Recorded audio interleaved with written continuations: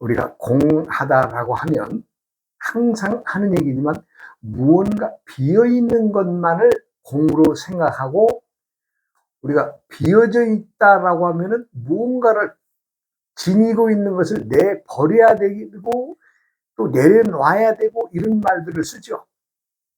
우리가 이제 비워야 된다는 것 중에 가장 우리가 이제 마음이란 놈을 갖다 끄집어 대는데, 실상 마음이란 놈은 비울 것도 말 것도 없는 겁니다. 예. 뭐 앉아서 참선을 하고 뭐 좌선을 한다고 해서 비워지는 것도 아니고, 왜?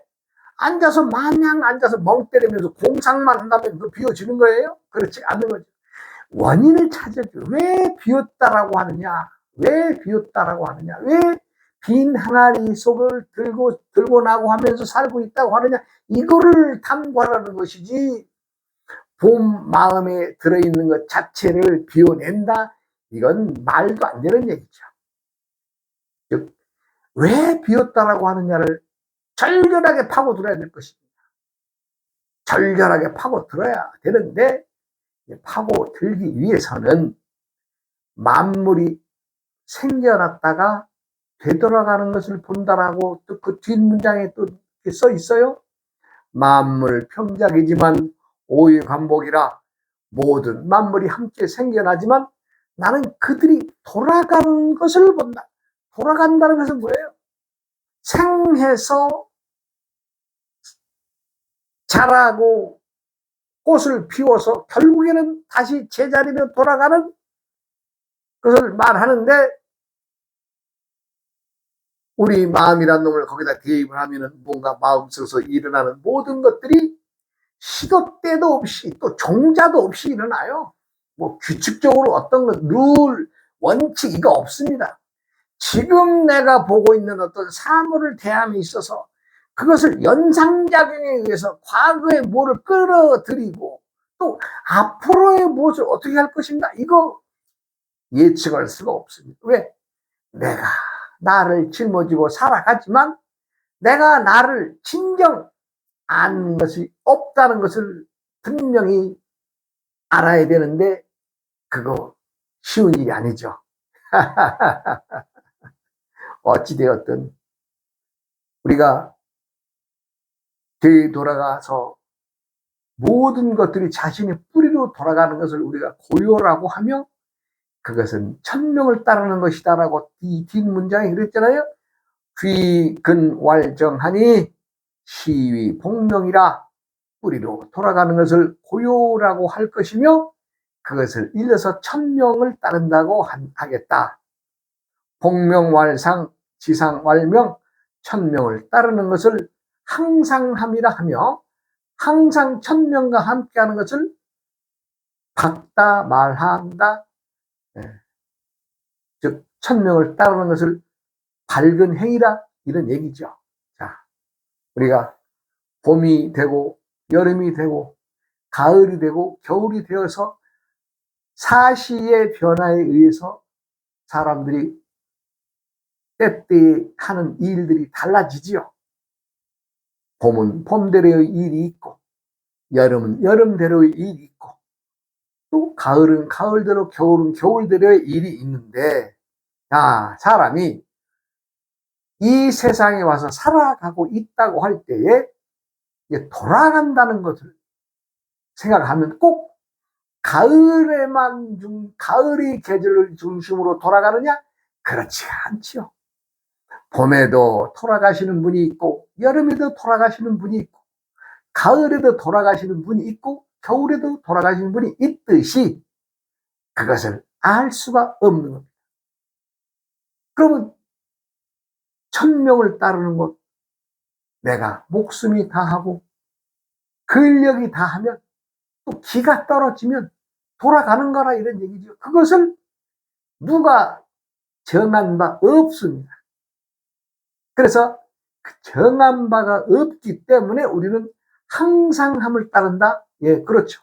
봄은 봄대로 와도 좋고 가도 좋고, 여름이 와도 좋고 가도 좋고, 계절이 와도 좋고 가도 좋다고 하는 얘기는 때때마다마다에 하는 짓거리나 행위나 생각이나 모든 것들이 달라지고, 거기에서 시작하는 사람이 있는가 하면 끝을 보는 사람이 있다 이런 얘기죠. 그래서 양자 동출이란 말이 나왔죠. 즉 양자는 무와 유를 얘기하는데 거기다 사람이 살아가고 만물이 자라서 커나가는 생과 멸의 관계를 집어넣는다면 생멸 동출 이명이다. 생이라는 것도 동시에 태어났으나 한쪽은 생하는 것이고 한쪽은 멸하는 것이다 라고 말할 수 있잖아요. 꼭 무와 유의 관계에서만이 아니라 세상의 모든 이별을 집어넣어도 그 말에는 변함이 없습니다. 즉 많은 것도 적은 것도 그놈이 그놈이고 단지 이름만 다를 뿐이다. 그런데 이제 문제는 사람들은 자기가 착각을 하죠. 착각. 무슨 착각? 내가 있어. 내가 뭘 많이 배웠어. 내가 남들에게 뭔가 보여주는 것이 풍부하고 많아서 남들이 많이 좋아하고 있어. 그렇죠. 착각할 수 있습니다. 왜? 제잘난 맛이니까. 제잘난 맛이니까 누가 네. 우리가 세상을 살아가면서 가장 우리가 중요하게 대두되는 것이 음양과 오행이라고 말씀드렸습니다. 우리는 음양 오행 속에서 갖가지의 형태의 모양을 바꾸고 살아가고 있지만 그게 다 다르다는 거죠. 네, 이게 달라요. 그래서 우리가 이제 오행학에 대해서 이제 조금 얘기를 하면은 예전에 그 오행학은 실상 나라를 다스리는 위정자들이나 높으신 분들이나 신을 대하는 하늘의 신을 대하는 제사장들이 있었죠. 그런 사람들의 소유물이었죠. 일반 대중이나 일반 어떤 직책이 있다고 하더라도 감히 오행학을 배울 수가 없었고 접할 수가 없었죠. 그러니까 특정 계층의 인물들, 즉 왕권 중심, 즉 왕의 자리를 보호하기 위해서 말하자면 신관들이나 제사장을 두었던 거 아니에요?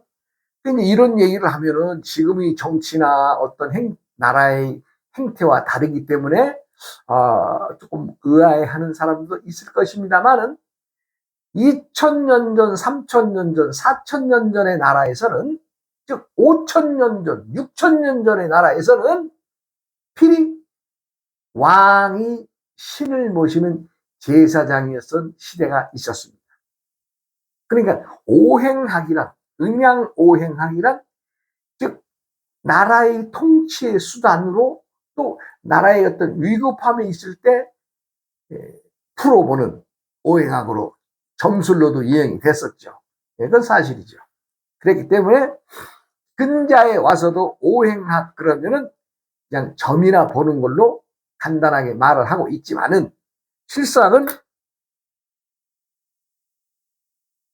예나 지금이나 음양 오행을 떠나서는 살 수가 없죠.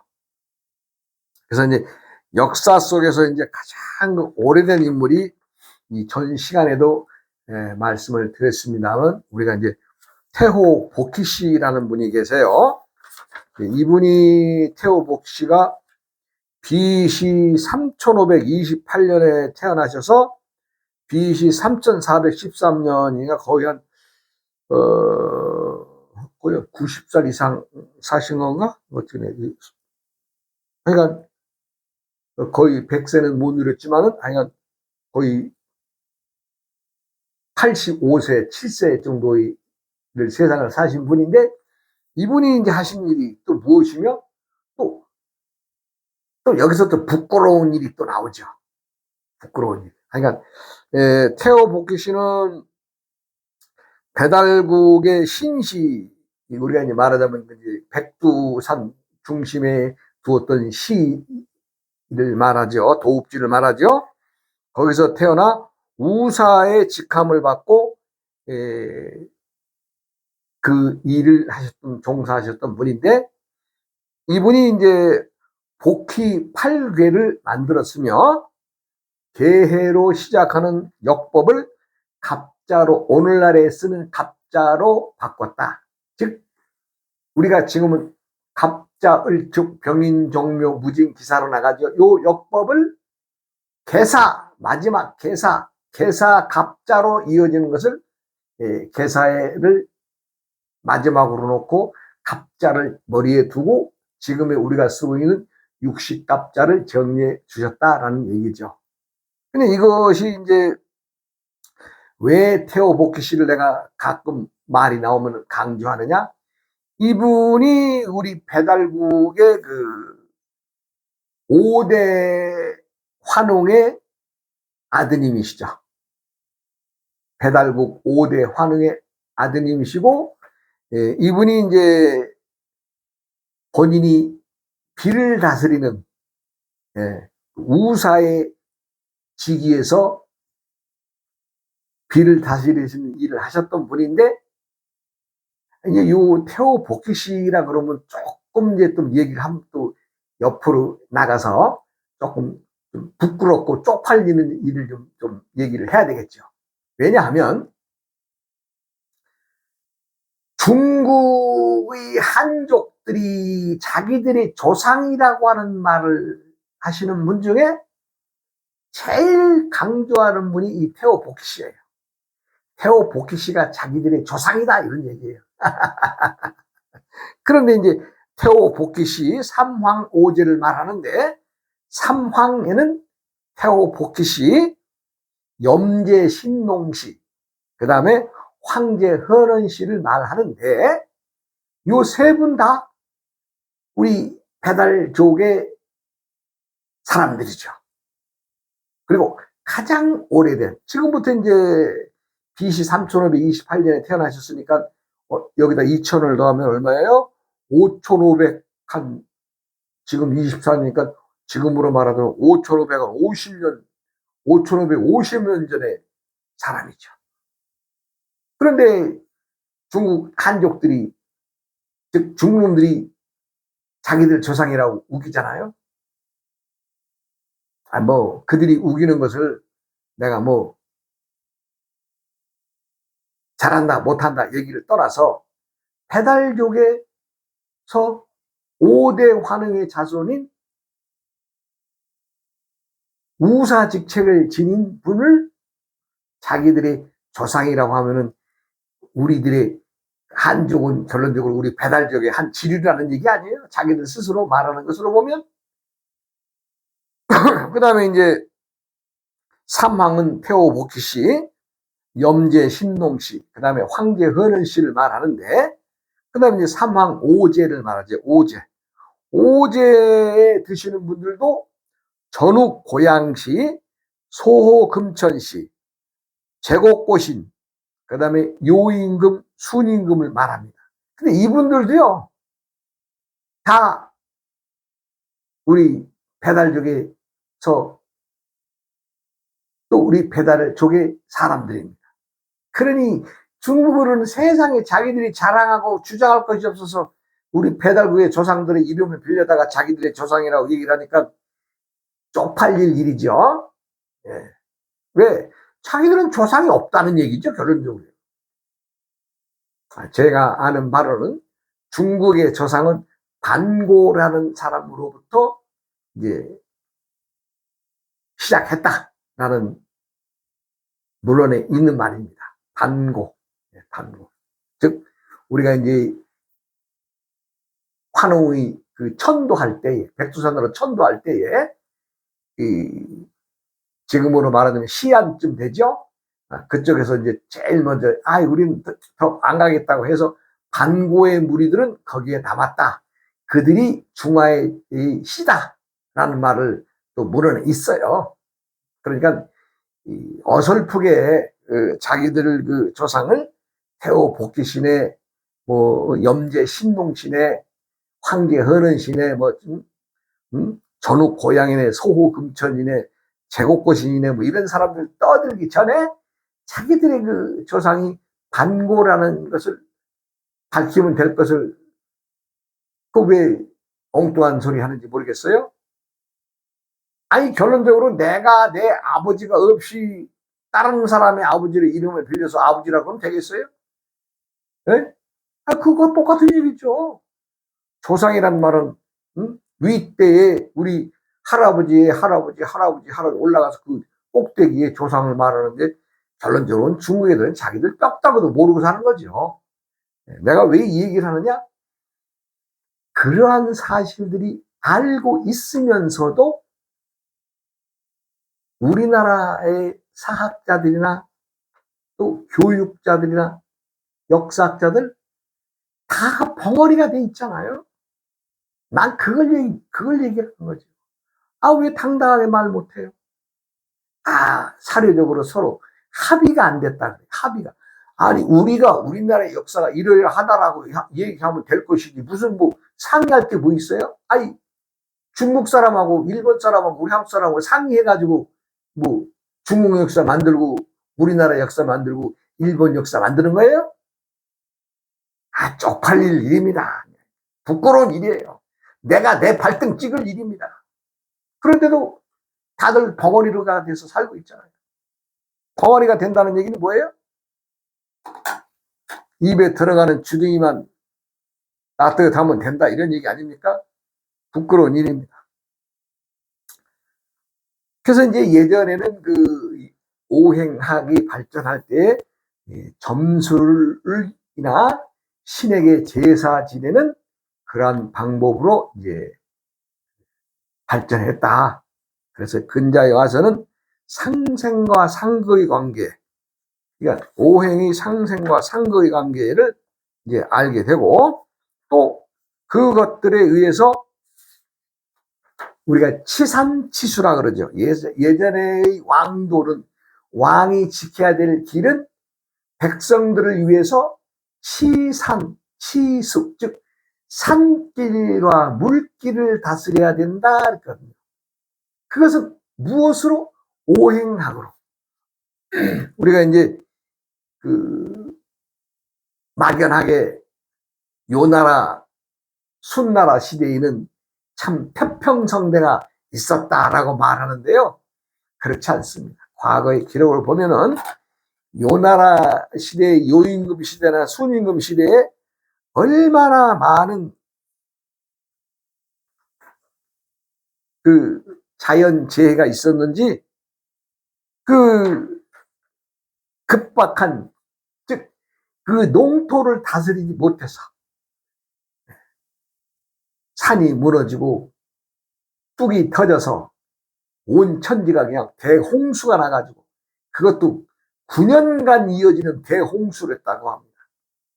그래서 이제 그 사기에 보면은 넘실대는 그 땅을 뒤엎고 물이 산을 잠기게 하고 언덕에 오르는 기세가 하늘을 찌를 듯 하구나라는 그런 그 글귀가 있어요.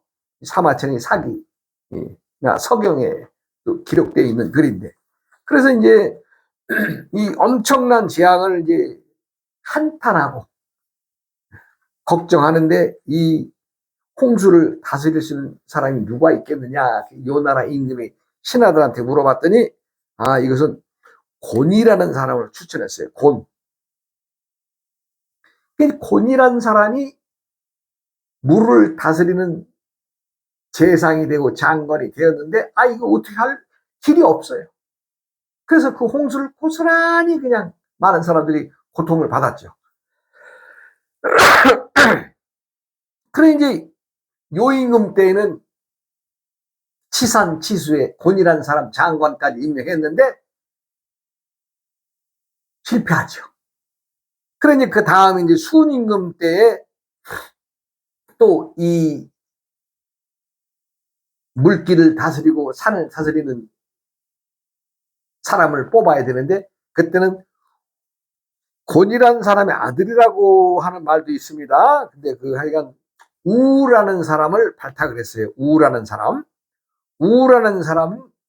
그래도 오행학에 대한 기초의 지식이 있었던지 당시의 상국, 즉 고조선에 쫓아가서 고조선의 왕으로부터 오행치수법이라고 하는 것을 책을 받아와서 그 책을 근거로 치수와 치산에 성공했다라고 합니다. 그러니까 이제 이 역법, 오행의 역법은 중국의 한족들의 소유가 아니라 옛 우리 배달국이나 고조선에 내려오는 신비한 역법이었죠. 지금이야 음양 오행하면 많은 사람들이 다 그냥 입으로 줄줄줄 하는 세상이 되었습니다만은 지금부터 5,000년 전, 4,000년 전에는 감히 아무나 오행에 대해서 그 상생, 상극의 어떤 관계나 이런 것들을 알지 못하는 시대란 거죠. 그래서 우리가 오행으로 물을 다스렸다? 그런 것은 즉 상생관계와 상극관계의 원칙에 의해서 다스렸다 이런 얘기죠. 그러니까 상생의 관계는 목생화, 화생토, 토생금, 금생수, 수생목의 관계가 상생의 관계고, 상극의 관계는 목극토, 토극수, 수극화, 화극금, 금극목의 관계를 극의 관계라고 합니다. 그러면 상극의 관계를 정리해 보자면 목극토, 목이 흙을 이긴다라고 하는 것은 나무가 뿌리를 내리면서 흙에 뿌리를 내린다는 것은 흙의 입장에서는 어때요? 자기의 영토를 괴롭히는 거죠. 어느 일면에 보면. 그래서 목극토의 관계가 형성이 되죠. 즉 우리가 산에 나무를 심는 것은 목극토의 관계입니다. 민둥산에 흙이 쓸려 내려가지 말라고 흙을 잡아두기 위해서 나무를 심어야 된다 이 얘기입니다. 그건 극을 이용한 활용법이죠. 그 다음에 목극토, 그 다음에 토극수, 토극습, 흙이 물을 이긴다라고 하는 것은 웬만한 물은 흙의 어떤 곳에 들어와 봐야 흙의 땅 속에 다 스미죠. 물이 먹어버리죠. 그래서 물의 입장에서는 물론 이제 더 많은 물이 흘러들 때에는 흙도 쓸려 나가게 되겠습니다만 일정량만큼의 관계는 토국수하는 현상이 일어나죠. 그래서 흙은 물을 이긴다라고 말합니다. 그 다음에 수극화의 관계가 성립이 되죠. 수극화. 물은 불을 이긴다. 물론 물과 불의 관계에서 항상 음과 양의 관계, 어느 것이 많으냐 적으냐에 따라서 달라지죠. 그러나 일반적으로 말을 하면 물이 불을 끈다. 이런 얘기죠. 그러나 물이 불을 끄는데 불이 많고 물이 적으면 어때요? 물도 증발해버리는 거죠. 그것은 외의 관계가 되겠죠. 외.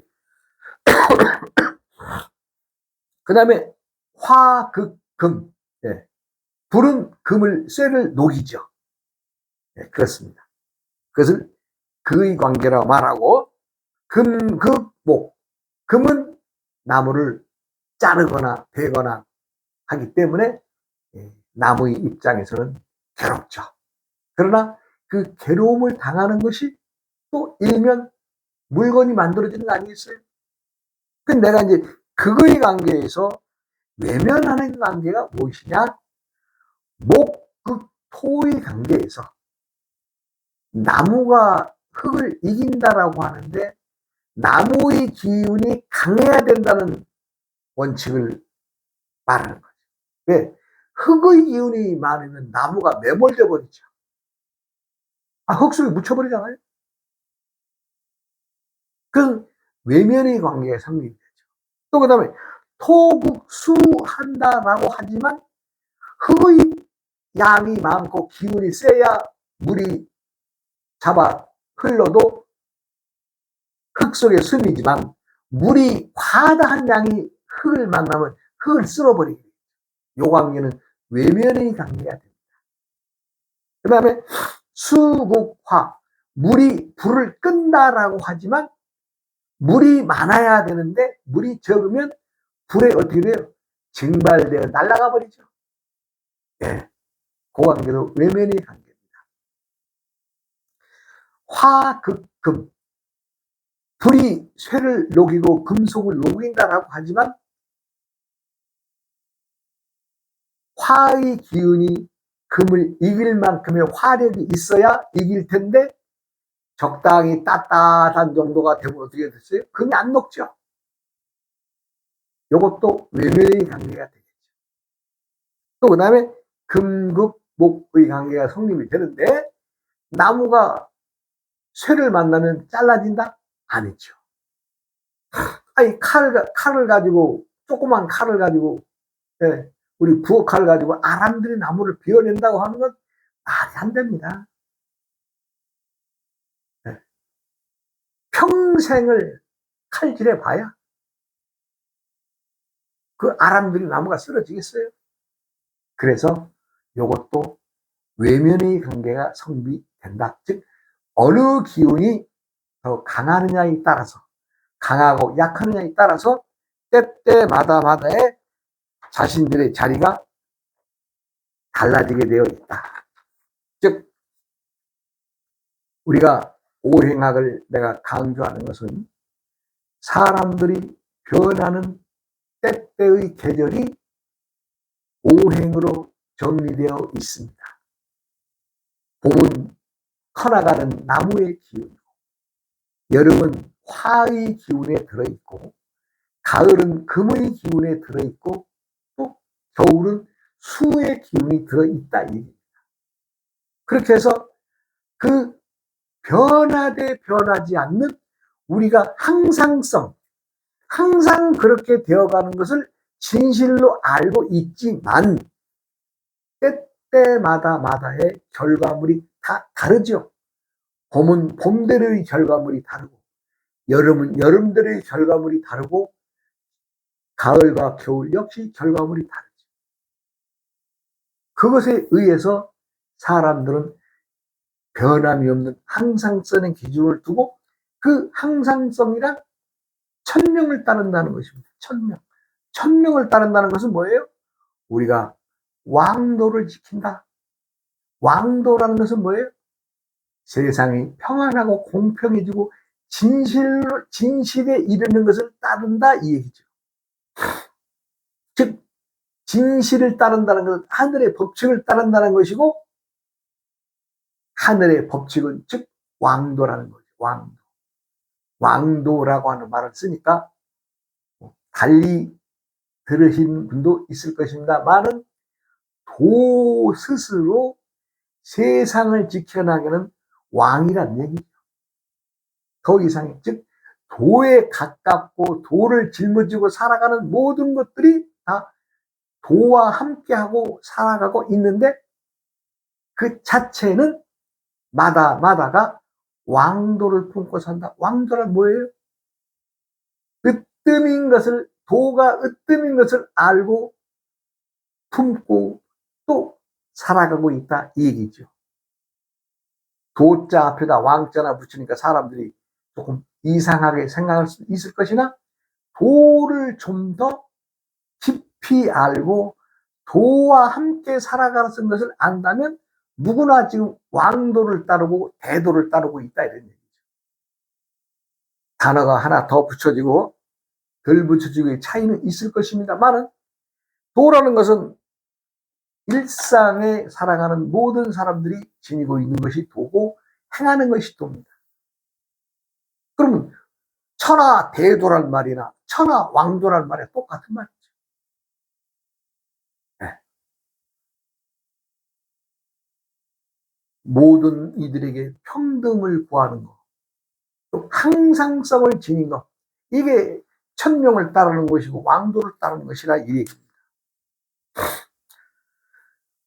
우리가 이제 오행 속에서 살고 있다는 요 대전제, 대원칙, 이건 변함이 없습니다. 누가 알고 싶어 하든 또 먹고 살기에 몰라도 잘 먹고 잘 살기 때문에 관심 없을 수도 있습니다만은 분명한 것은 음양 오행의 행위를 떠나서 항상성을 떠나서 진실한 왕도에서는 벗어날 수가 없다는 것을 말씀드리겠습니다. 또 시간이 됐으니 다음 시간에 이어가겠습니다.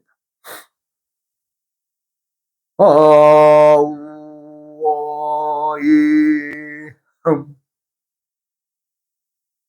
우이아음